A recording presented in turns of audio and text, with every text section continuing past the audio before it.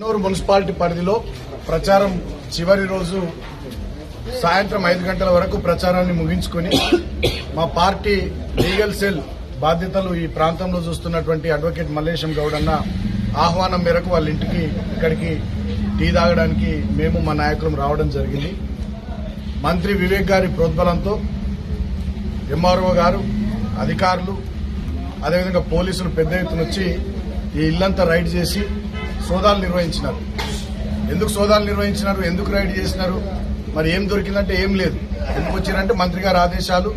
మంత్రి గారు సుమన్ ఇక్కడనే ఉన్నాడు, భయపెట్టండి అని చెప్పి పోలీసులను, అధికారులను పంపిస్తే వచ్చి ఇక్కడ ఈ రకమైనటువంటి తతంగం నడిపించారు. మొత్తం చెన్నూరు మున్సిపాలిటీ కానీ, కేతన్పల్లి మున్సిపాలిటీ కానీ వందలాది పోలీసులను దించి అధికార దుర్వినియోగానికి పాల్పడుతూ ఉన్నారు. ఇవాళ కూడా చెన్నూరు పట్టణంలో జగన్నాథ్ లాడ్జ్, కాంగ్రెస్ పార్టీ నాయకులకు సంబంధించిన లాడ్జ్లో 100 మంది ఇతర గ్రామాల నుంచి వచ్చిన కాంగ్రెస్ పార్టీ వాళ్ళు ఉన్నారు. డబ్బులున్నాయి. మంత్రి గారి క్యాంపు కార్యాలయంలో కూడా డబ్బులున్నాయి. అక్కడి నుంచే మంత్రి పిఏ రమణారావు డబ్బులు వంచుతా ఉన్నాడు. రాయల్ స్టాక్ ఫుల్ బాటిళ్లు కాటన్లు పంపిస్తా ఉన్నాడు. అవి అధికారులకు కనబడతలేవు. ఎన్నిసార్లు కంప్లైంట్లు ఇచ్చినా, ఎన్నిసార్లు మా వాళ్ళు విజ్ఞప్తులు చేసినా అధికారులు వాళ్ళని పట్టించుకుంటలేరు. కేవలం మేము ప్రచారం ముగించుకొని మా లీగల్ సెల్ నాయకులు మల్లేశం గౌడ్ గారి ఆహ్వానం మేరకు టీ తాగడానికి ఇక్కడికి వచ్చి కొద్దిసేపు ప్రొద్దు నుంచి తిరుగుతా ఉన్నాం. రామకృష్ణాపూర్, చెన్నూరు కొద్దిసేపు ఇక్కడ రెస్ట్ తీసుకుంటుంటే వచ్చి ఇక్కడ రైడ్ చేసి ఇల్లు వెతకడం, అదేవిధంగా మొత్తం బెడ్లు వెతకడం, అన్ని వెతకడం, మొత్తం అన్ని వెతికి ఏం దొరకలేదు, ఏం లేదు. ఏదో భయభ్రాంతులకు గురి చేయాలి, ఇబ్బందులు పెట్టాలి అనేటటువంటి ఆలోచనతో నడిపించిన తతంగం. రామకృష్ణాపూర్లో కూడా చాలా మంది సిఐలను, ఎస్ఐలను బయట నుండి తెప్పించి అక్కడ కూడా పెద్ద ఎత్తున పోలీసులు దించి, ఇక్కడ పెద్ద ఎత్తున పోలీసులు దించి అధికార దుర్వినియోగానికి పాల్పడతా ఉన్నాడు మంత్రి వివేక్. ఇది ఇందిరమ్మ రాజ్యం. చెన్నూరు నియోజకవర్గ ప్రజలు, రాష్ట్ర ప్రజలను ఆలోచించమని కోరుతా ఉన్నా. ఇప్పటికీ మా అభ్యర్థులను చాలా మందిని రామకృష్ణాపూర్లో, కేతన్పల్లిలో గాని, చెన్నూరులో గాని బైండ్ ఓవర్ల పేరిట తీసుకొచ్చి గంటలు గంటలు పోలీస్ స్టేషన్లలో కూర్చునబెట్టారు. మా నాయకులు, కార్యకర్తలకు ఫోన్లు చేసి బెదిరిస్తున్నారు పోలీసులు. అదేవిధంగా మేము అడిగినాం, మరి ఇదే చెన్నూరులో ఒక అభ్యర్థి పోటీ చేస్తా ఉన్నాడు కాంగ్రెస్ పార్టీ నుంచి, 2వ వార్డు నుండి, పెద్దింటి సీన్ అని. శనక్కుంట అనే చెరువు మత్తడిని పేల్చేసిన కేసులో నిందితులు. ఆయన ఎప్పుడైనా బైండ్ ఓవర్ చేసిరని ఇప్పుడు నేను సీఐ గారిని అడిగిన. ఎంతో మంది మీద వాళ్ళ కేసులున్నాయి. దౌర్జన్యాలు, గుండాగిరి చేసిన వాళ్ళు ఉన్నారు. భూ కబ్జాలు చేసిన కేసులున్నాయి. అటువంటి వాళ్ళని ఒక్కనాడు కూడా వాళ్ళను బైండ్ ఓవర్ చేయలే. మా వల్ల ఉద్యమ కేసులు, ప్రభుత్వానికి వ్యతిరేకంగా నిరసన తెలిపినటువంటి కేసులు ఉన్నటువంటి వాళ్ళని మాత్రం మా అభ్యర్థులను గంటలు గంటలు కూర్చునబెట్టడం. మొన్న ఏసీపీ జైపూర్ ఆఫీసులో మా ప్రచార రథాలకు పర్మిషన్ కోసం పోతే 6 గంటలు కూర్చునబెట్టింది మా వాళ్ళను.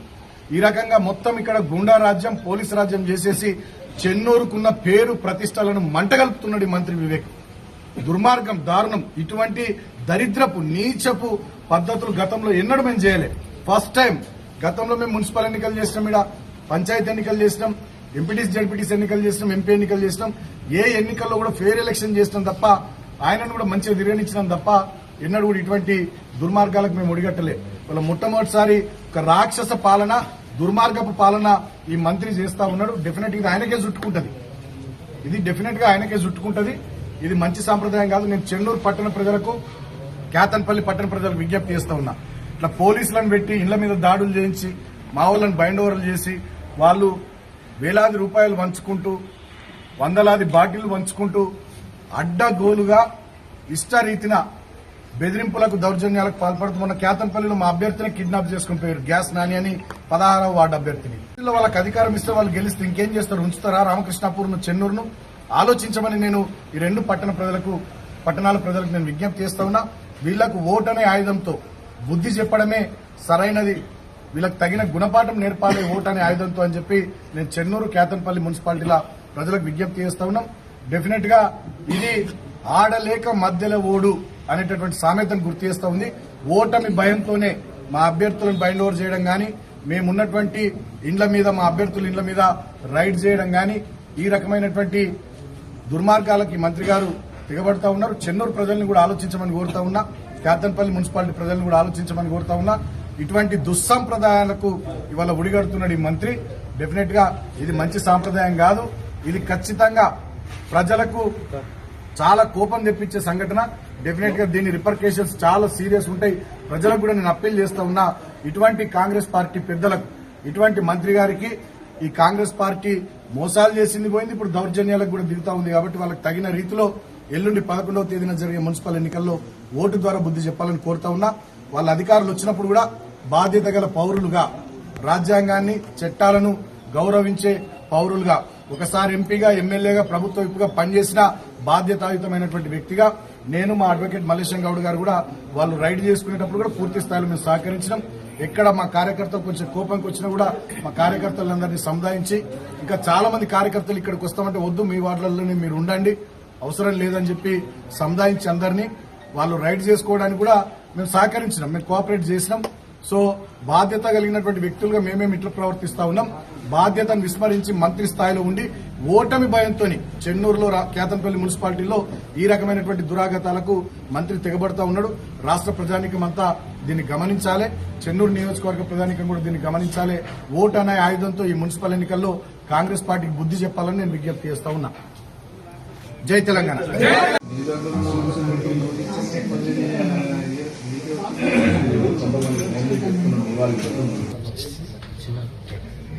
మీరు మా ఇళ్ళ మీకు వచ్చినప్పుడు డెఫినెట్ మీడియా తీస్తారు కదా, మంత్రి మీడియా పంపిస్తారు, మీడియా వస్తారు కదా. 4th స్టేట్ డెమోక్రసీలో మీడియా రావద్దంటే ఎట్లా?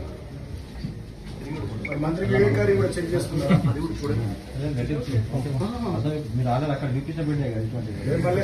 నేను ఒక ప్రశ్న అడుగుతున్నా, మంత్రి వివేక్ గారు ఇల్లు చెక్ చేసిరా? మంత్రి వివేక్ గారి కార్లు చెక్ చేసిరా? కాంగ్రెస్ లీడర్ల ఇల్లు చెక్ చేస్తున్నారా? అధికార పార్టీ దగ్గర ఏమన్నా ఉంటాయి కానీ మా దగ్గర ఏముంటాయని కూడా మా ఇంట్లో మీదకి వచ్చి చెక్ చేయడం ఏంది?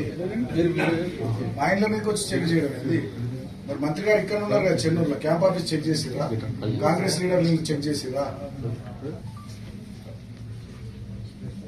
చూసుకో.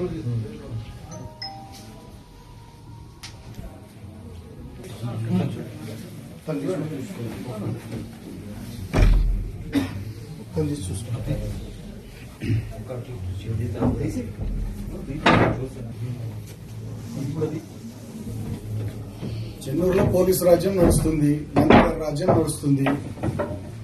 మొత్తం మా అభ్యర్థుల బైండ్ ఓవర్లు మా ఇండ్ల మీద వచ్చి చెక్ చేయడానికి, రైడ్ చేయడానికి.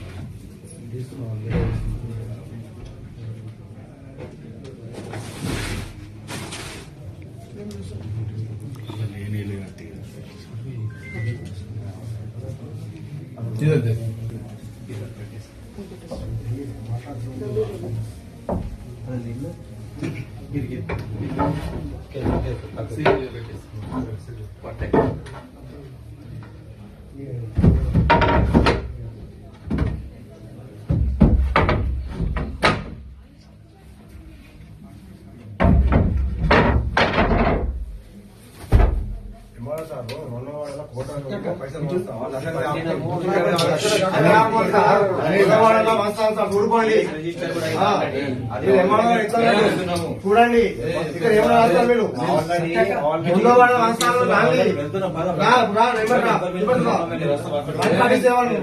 వంద మంది ఎప్పుడు ఇంట్లో ఎట్లా సార్ ఏమన్నా అధికార పార్టీకి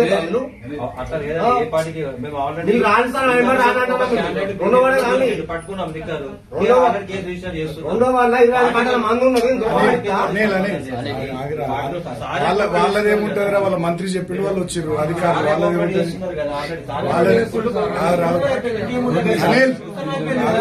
వాళ్ళదేముంటారు, వాళ్ళ మంత్రి చెప్పిండు వాళ్ళు చేస్తున్నారు.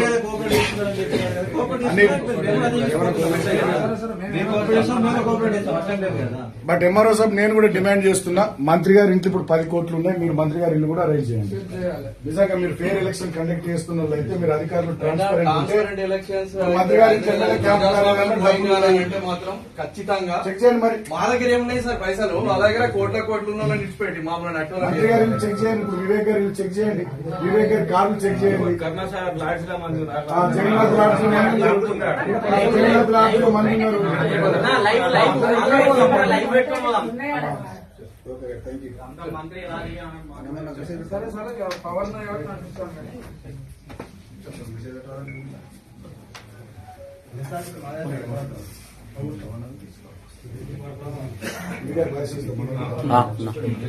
బయటకు